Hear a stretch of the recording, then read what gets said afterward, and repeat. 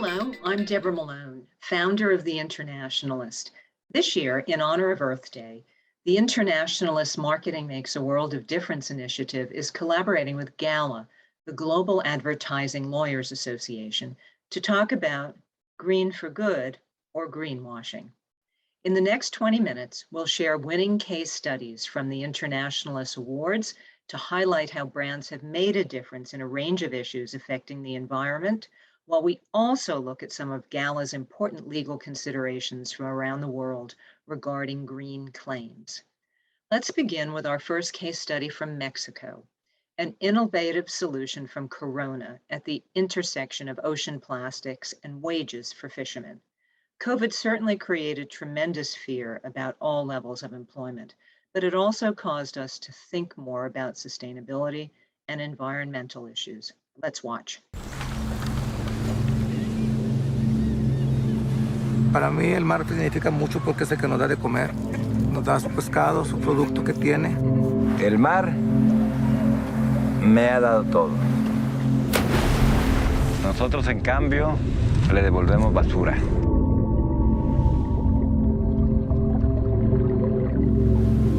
Cuando veo tanto plástico en las redes, se me hace un nudo en la garganta. Siempre plásticos y no pescado.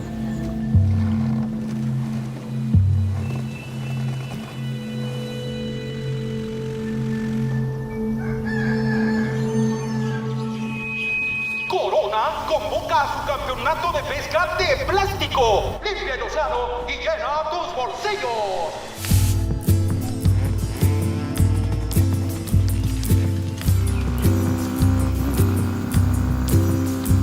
Qué bueno que las empresas ayuden a las personas y si le pagan a uno por recoger el plástico, muy bueno. Gracias a Dios, esperemos que se limpie todo esto y que le echemos ganas de nuestra parte. Y ahora sí, vámonos. No hay que hacer ruido porque ahora las botellas se espantan.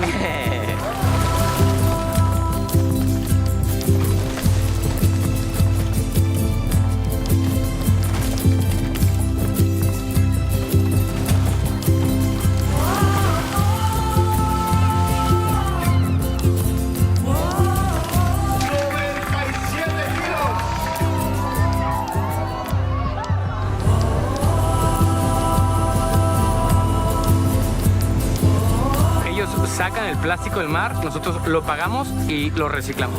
El plástico que antes me perjudicaba, ahora me da un ingreso extra.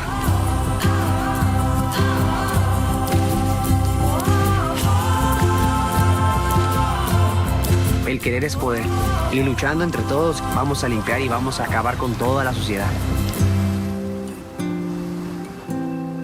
It's great to see that this was just the beginning of a terrific initiative.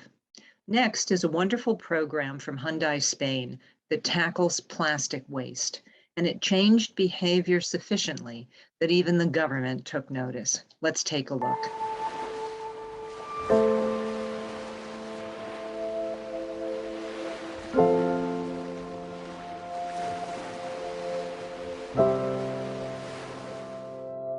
El deterioro de los océanos es alarmante. Cada minuto se vierte al mar el equivalente a un camión de basura lleno de plásticos. 9,5 millones de toneladas cada año.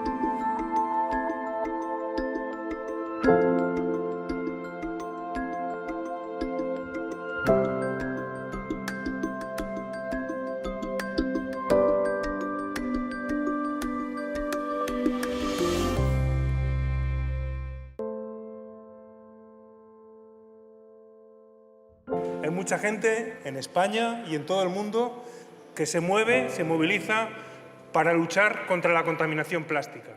Y nosotros hoy aquí, en el Congreso de los Diputados, tenemos la oportunidad de dar... It is remarkable that the plastic waste collected in just 10 days of this initiative was equivalent to the amount produced by 25 people in a year.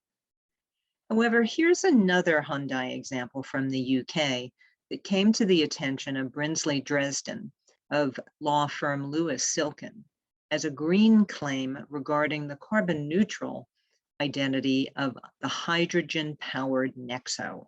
Let's watch. I want to just look at a few case studies.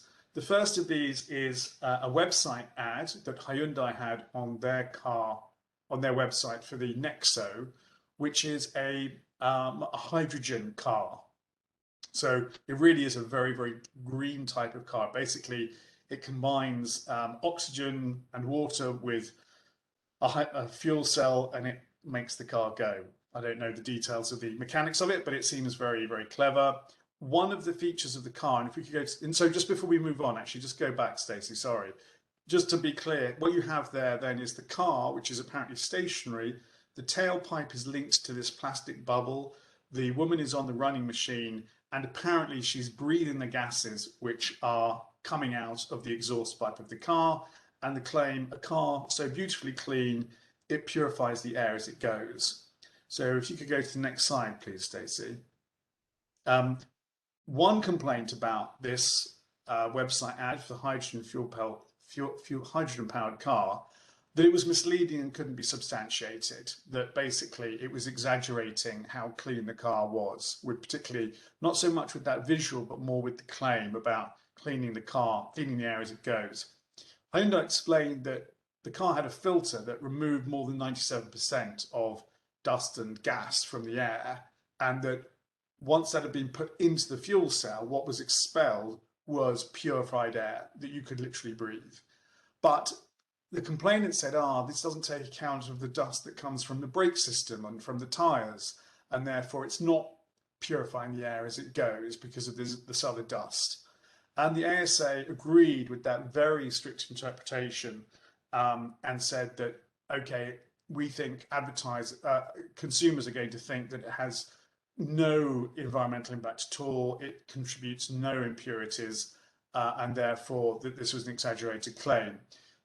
The ASA say this, they didn't produce any evidence that consumers understood it to have that very, very kind of precise meaning, but they upheld the complaint nonetheless. Now let's go back to the UK and the launch of Volkswagen's ID.3, the first fully electric car in the world to be produced 100% net carbon neutral. Now, of course, that meant that the media introduction had to be as green as the ID.3 itself. So in major cities across the UK, mural ads were painted using a unique air purifying paint called Airlight. This meant that even the ads for the ID.3 were actively removing pollution from the air. Every 100 square meters of wall paint delivered the same effect as 100 square meters of forest. Through additional PR and social video, the pollution-eating outdoor sites were seen by almost 30% of the UK adult population. In just its second month on the market, the Volkswagen ID.3 became the UK's best-selling electric car. Now let's consider another GALA example regarding Mercedes-Benz this time. Johan Løje of Danish law firm Løje IP discusses issues regarding certified eco-friendly claims by the car maker. Let's listen. This is a very new case that came up. Mercedes-Benz has apparently made a change in their manufacturing process in Germany so that from 2022, all the factories will be powered by renewable energy. And then they have made this very beautifully looking windmill, closely resembling the Mercedes-Benz star. And that has also been brought before the Consumer Ombudsman because an NGO believes that this is definitely greenwashing. The big issue here is that measured in carbon footprint, the move from coal or fossil fuel powered factories to renewable energy factories only adds about 1% to or removes 1% of the carbon footprint from the production of a car. So the advantage to the environment is sort of negligible, and therefore it is believed that this advertisement is in breach of the law.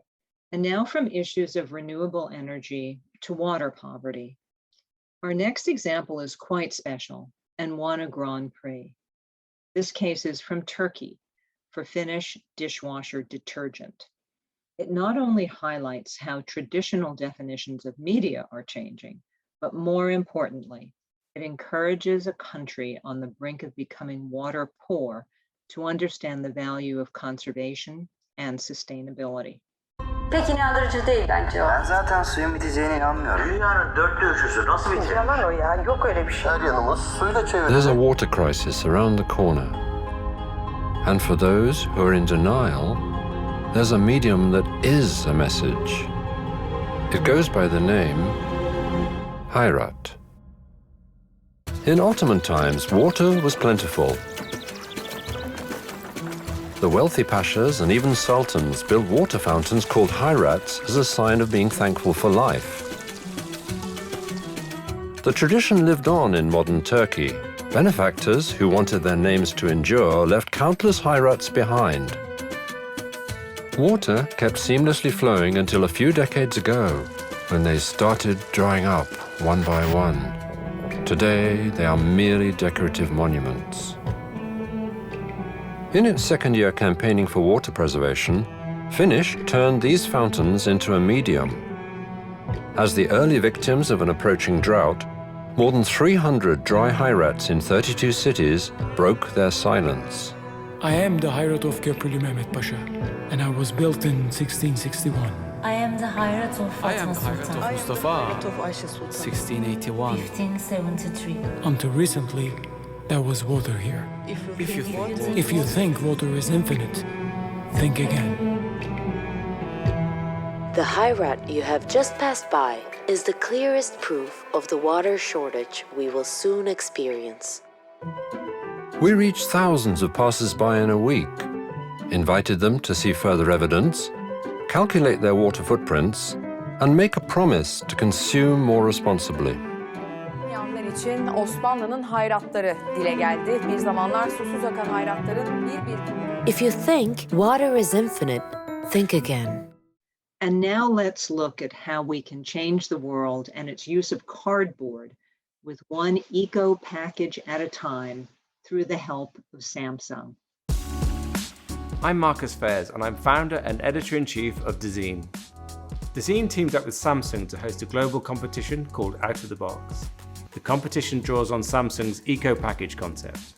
This challenged contestants to design innovative new objects for the home, allowing customers to repurpose heavy-duty cardboard TV packaging into new household items.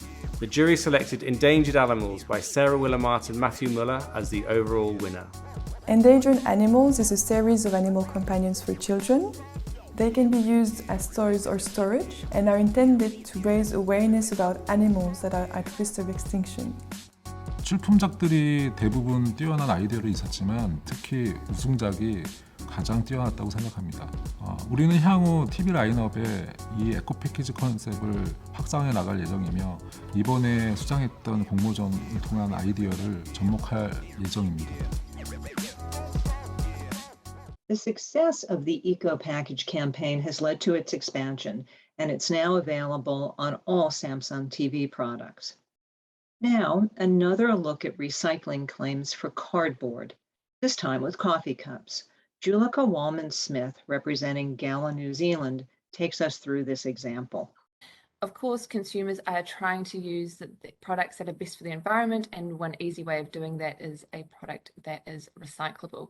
So they have, of course, become very popular with advertisers and then drawn the attention of the Commerce Commission as well. One such recent case was regarding a disposable coffee cup. So here in New Zealand, there had been a move away from disposable coffee cups to the bring your own cup. But with COVID, that's changed to go back to the single-use disposable coffee cups. And with that, of course, consumers are looking for which option are most environmentally friendly. So this one looks great because it's actually said to be recyclable. Most coffee cups in New Zealand are not recyclable, but this one was different in that it didn't have the plastic layer that many others do, and accordingly it was technically recyclable. The entity involved had even got test results from a testing organisation in Germany to show that the cardboard was in fact recyclable. The difficulty was that in New Zealand, coffee cups are not accepted into curbside recycling. That is because since most coffee cups are not recyclable, the processes can't differentiate, and accordingly, you can't just put it in your curbside bin. The Commerce Commission then took the view that consumers would consider the term recyclable to mean that it is recyclable in the curbside recycling and easily recyclable. And since that was not the case, that this would be considered misleading. In this instance, it was just a warning letter, and all the advertising had to be removed, which the advertiser complied with. But it is a good example to show that when you're launching a product, you need to look at the local market and to make sure the claim is actually appropriate for where the product is being used. Now we go to Colombia with a solution that involved a budget of just $20,000. The client was the Natural History Museum, but the goal was to raise awareness about deforestation. Let's take a look. Deforestation in Colombia is out of control. Between 2015 and 2016, it's increased by 44%. What Colombians ignore is that when a tree is cut, a habitat is lost. And when a habitat is lost, animal species are endangered. We decided to show Colombians what the results of deforestation really look like. Death and bones. En la Universidad Nacional hay una presentación de una serie de esculturas realizadas con árboles secos. The National University of Colombia introduces deforested bones. We went to the most deforested zones of the country in order to collect dead tree branches. Artists and biologists worked together to transform the branches into real-size sculptures representing the main threatened species. Tenemos que cuidar algo y son las proporciones para que nos lo resalte y que esté de alguna manera en el hábitat. More than a series of sculptures, we created an emotional channel to raise environmental awareness and promote sustainable consumer behavior. Transforming dead tree remains into an exhibition to preserve life.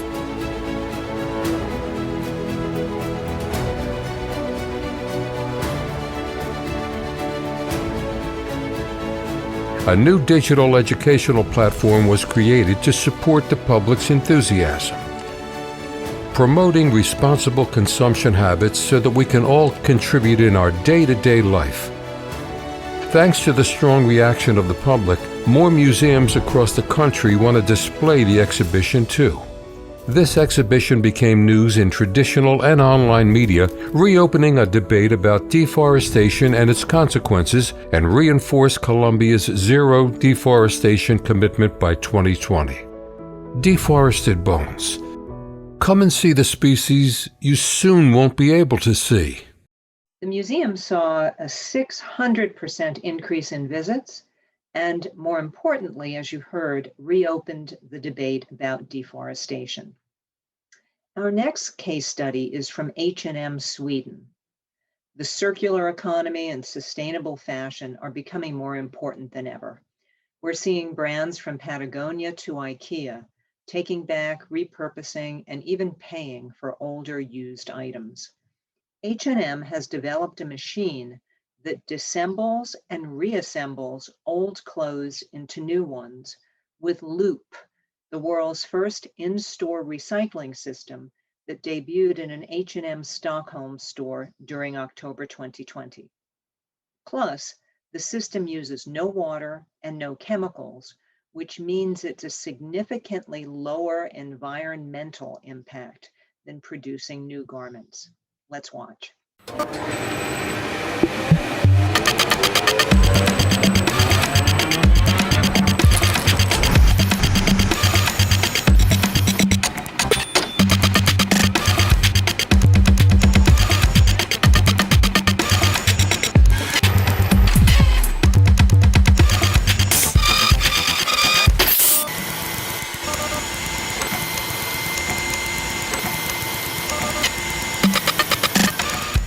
This next discussion of the claims by Danish Crown, one of the world's largest pork exporters, is the first case of greenwashing brought to court in Denmark.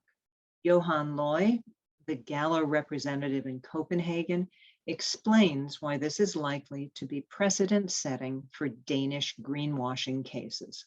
This case is the case I mentioned before about an NGO, the climate movement, who sued the largest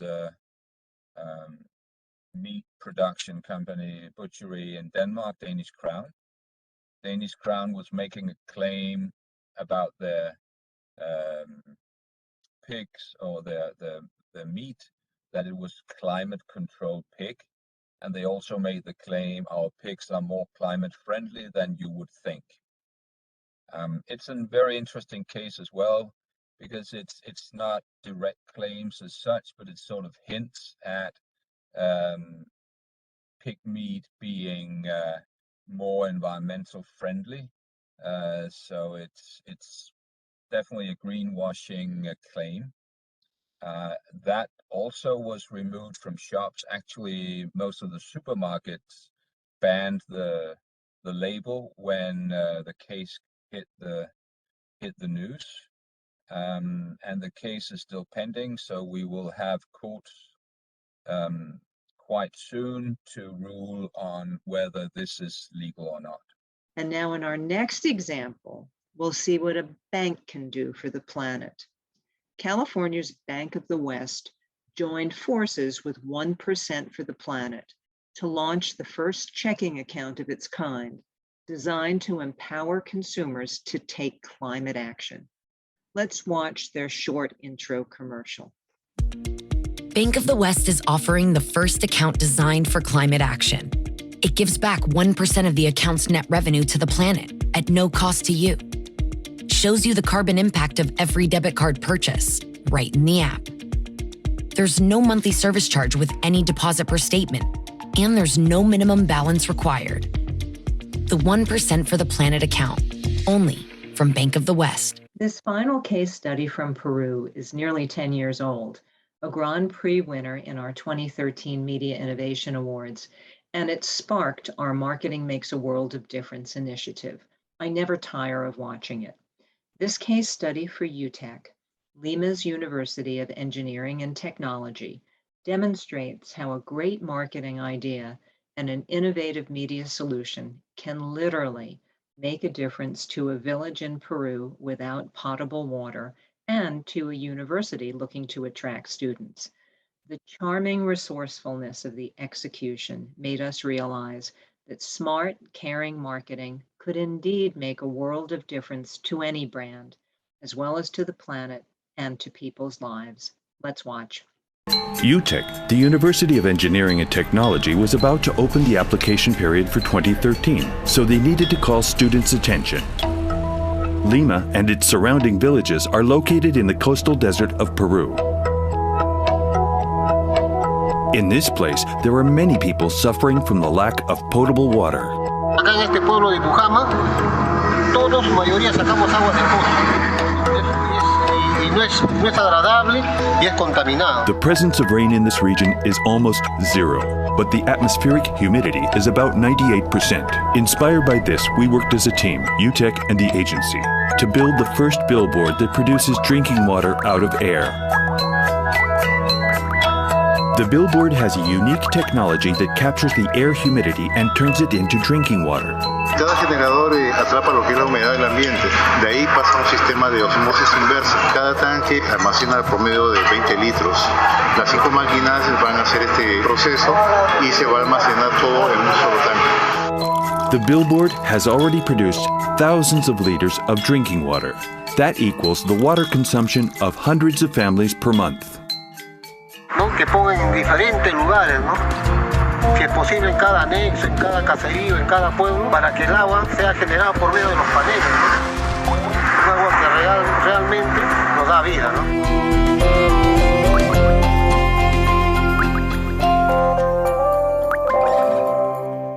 That's it for this Earth Day, and thanks to GALA for sharing some of their many insights on green claims. The Internationalist created the concept of marketing makes a world of difference in 2012, before the word purpose became part of the marketing vernacular. Now it is one of marketing's most significant callings. Making a world of difference occurs through a deeper understanding of the complex dynamics of purposeful marketing strategies, and it demonstrates the importance of the marketing function within the corporation. Thank you for joining us.